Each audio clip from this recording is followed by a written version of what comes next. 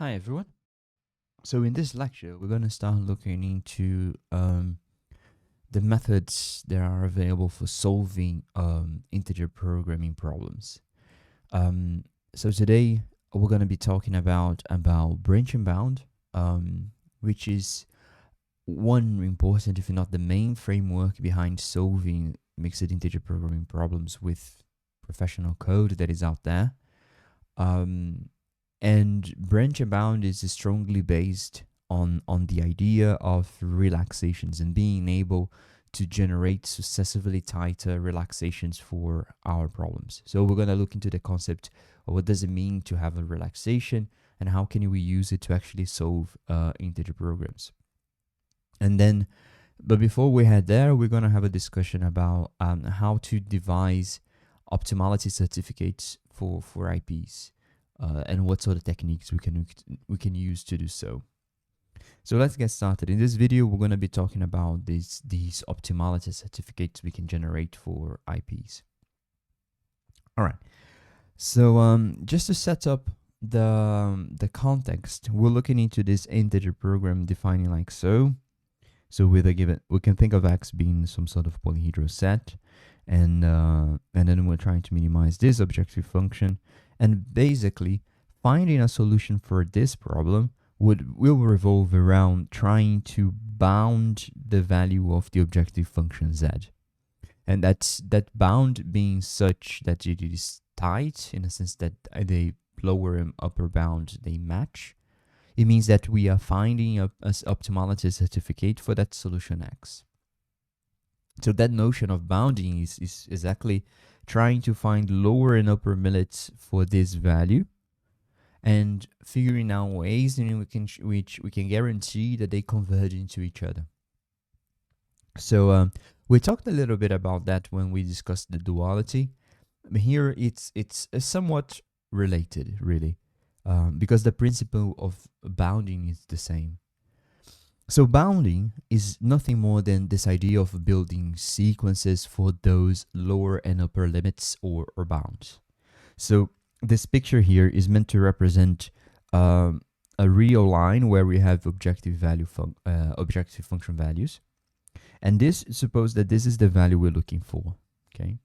So basically, the process of bounding consists of finding upper bounds that are successively decreasing.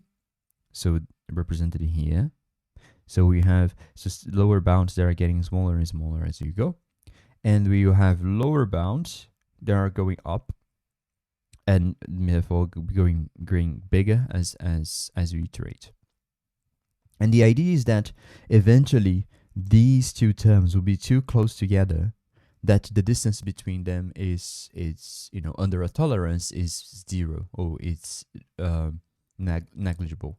Meaning that then you have a certificate for that, you have a value for that if one of these per bounds are obtained by means of a feasible solution. This is what we also call a primal bound.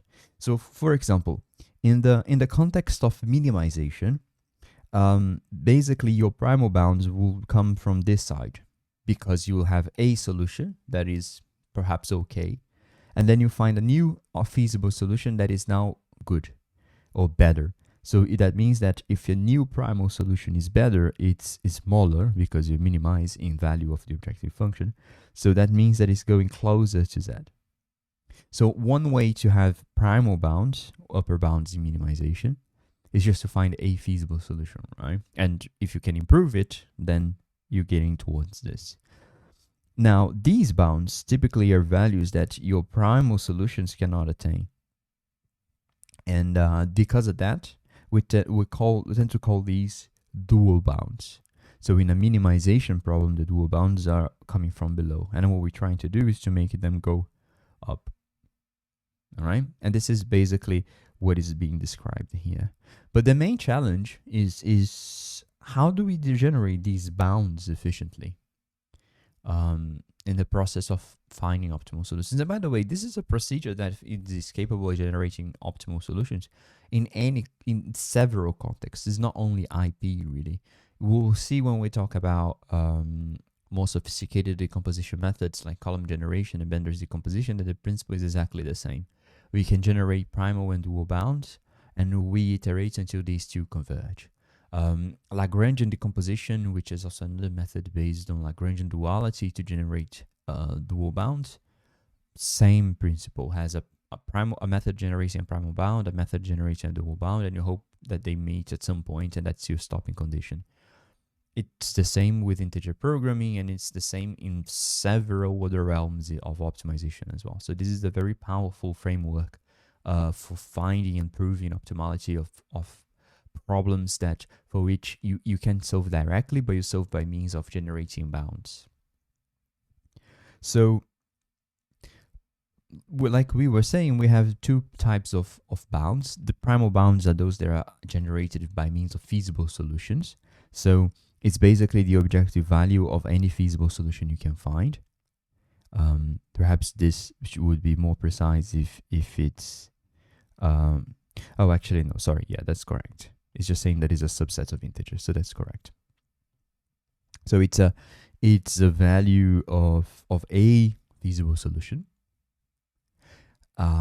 So find a feasible solution, calculate the objective value, and there we go. There you have a primal bound. The tricky one, or the different one, is the dual bound. So dual bounds, if you remember that picture we just seen, we are talking about those that go beyond the optimal value in terms of optimality. That means that in order to get to that point, you kind of have to somehow leave the feasible region you're constrained to, because otherwise the best solution you can find is the actual minimum. So if you want to go beyond the minimization problem, you do have to somehow allow that some of the constraints are violated. And that's how you can, find a dual bound. So, and basically the way in which you generate primal bounds and dual bounds, to some extent, defines the method you're using. So everything we're going to see in terms of methods for solving IPs and for solving large-scale problems generally revolve around the idea of having a method for generating primal bounds, or a way to generate primal bounds, and a way to generate a dual bound.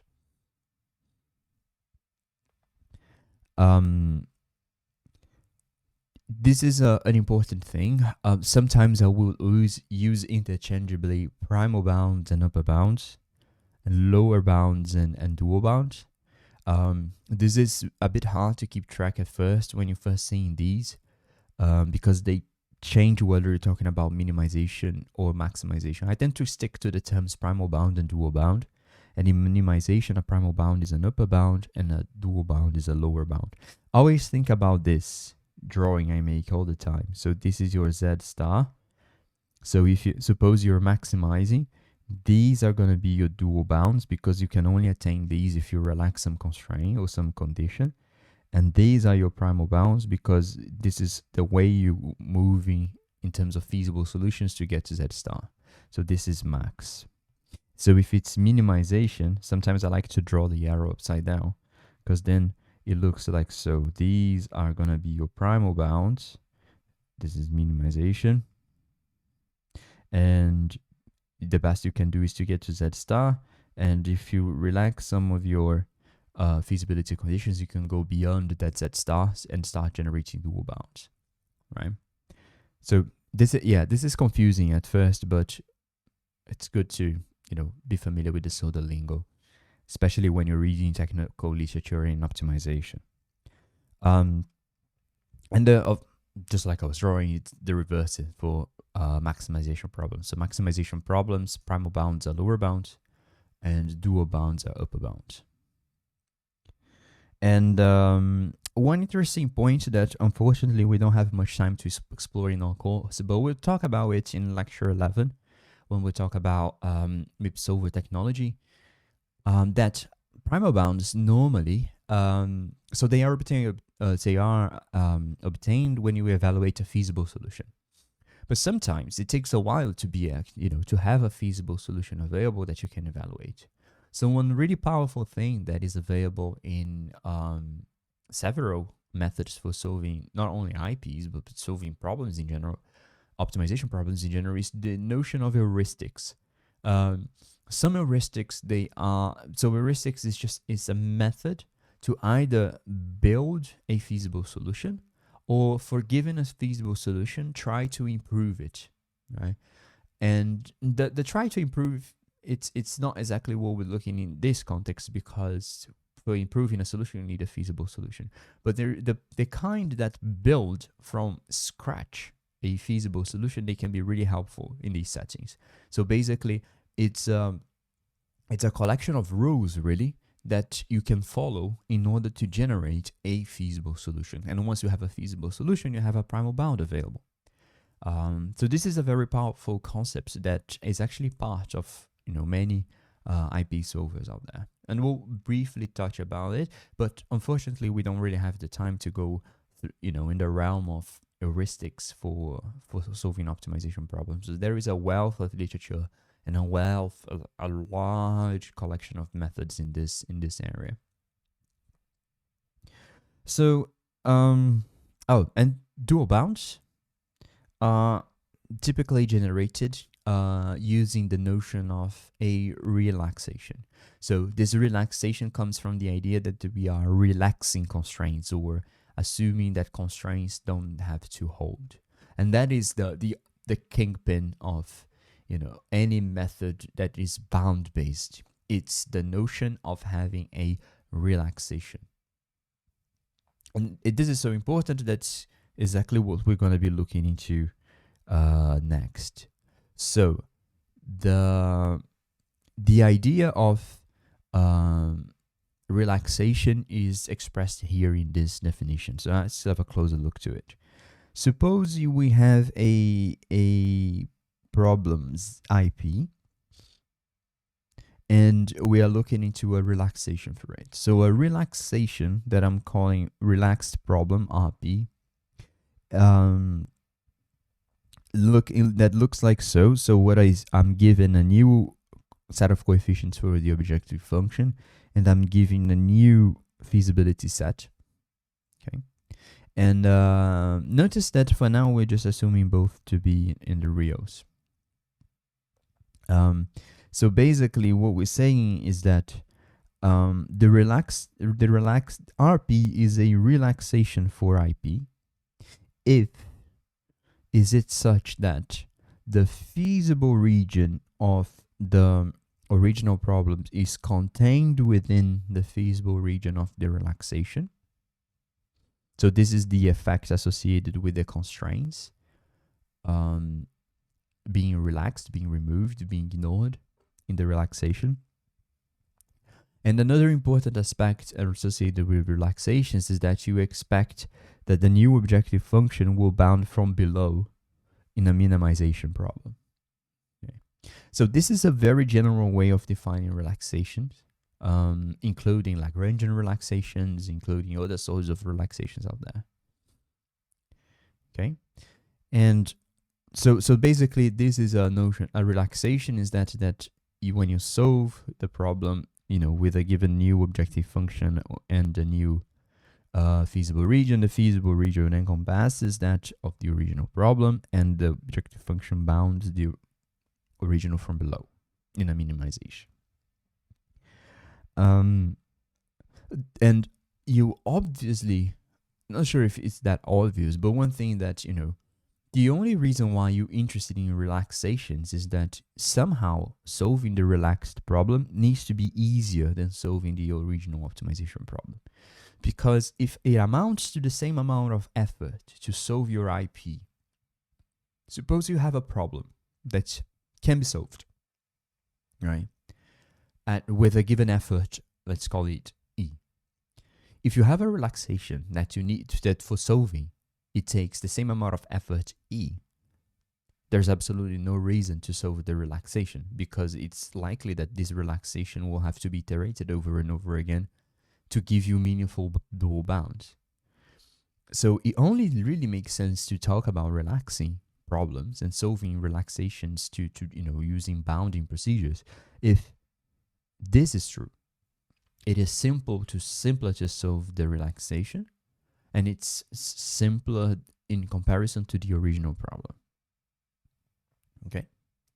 And basically, then the two main strategies that are out there that we can use to generate relaxations is enlarge feasible sets. So basically, look at this feasible set and somehow try to enlarge it. So that is one way. And also, you can think about replacing the objective function with some that, is guaranteed to bounding your objective function value from below in case of minimization. In the context of branch and bound, we're going to be doing this. This is more relevant when we talk about something called Lagrangian relaxation, which we're not touching this in this course. So with that definition of relaxation, we can basically pose two central propositions on the idea that are going to be central in the use of relaxations for bounding our problem. So the first of them is that, so if RP is indeed a relaxation for IP, then Z is a dual bound. ZRP is a dual bound for Z. So basically it's telling us that whenever we solve the relaxation and we are constantly given a dual bound, this is just a consequence of the definition of a relaxation, but we need this because for the other proposition coming. So basically it's just stating the definition and using it. Suppose you have this optimal solution for IP. Then we know that this optimal solution is feasible in X, and this set is subset of X bar, and therefore this optimal solution for IP is also optimal for X, is feasible for X bar. Sorry. Now, we know that Z, which is given by the objective function of IP, is going to be greater than or equal than the that solution when evaluated in the objective function of the relaxation, because this is by definition of the relaxation. And we know that in terms of the relaxation, this X star is just a feasible solution because it was obtained when I optimized in terms of IP. So being a feasible solution, this thing is greater than or equal than the optimal value of the relaxation. So when I look now at this term, and I look at this, I proved that indeed it's a lower bound or a dual bound for my original problem IP. The other proposition is that if the relaxation is infeasible, then IP is infeasible. This is sort of trivial to show. And the other one is that now assume the other way around, that now you optimized the relaxation and you found this X star. If it so happens that X star is feasible, and it turns out that the value of the objective function of the relaxation matches that of the original function, objective function, then X is going to be an optimal solution for IP. So now what we're doing is we're solving the relaxation and seeing what is the consequence of that in the optimum case. There is another way to show these with, we're seeing a similar result when we're talking about Lagrangian duality. So that's why there is this notion of Lagrangian relaxations. We're not going to explore that further, but I'm just pointing out here. But here we're just going to use the notion of relaxation to show that is so. Basically, to prove one, remember that this set is a subset of X bar. So if the outer set is empty, it must be that the inner set is empty as well. And that means the problem is infeasible. So now, notice that we have this optimal solution for RP, which is feasible in X, the original feasibility set. So we know that the optimal solution, the optimal value of IP is less or equal than the evaluating this objective function of IP for that optimal solution for RP. So notice that this has been optimized in terms of RP, not IP. So when I plug into the objective function of IP, I get something that is, a primal bound to that, because it's feasible by definition, by assumption even. By definition, these we said that these two things match. So the objective function value of IP and objective function of RP, and therefore we just proved that ZRP is an upper bound for Z. But we have in proposition 2 proved that ZRP is a dual bound, a lower bound for Z. So combining these two things, the only thing that is left is to show that actually they must be the same. So what this is telling us is that if you solve your relaxation and you find a feasible solution for the original problem, and when you look at the objective functions, you find a certificate that looks a lot like strong duality, meaning that the value of the ZRP is the same as the ZIP, then that solution is actually optimal for your original IP. And that is what we're going to be using as a guideline to try to find optimal solutions in our case. All right. I think that's a good stopping point for this video. So coming next, we'll talk about specific types of relaxations that can be used to generate solution methods for integer programming problems. So see you in the next video.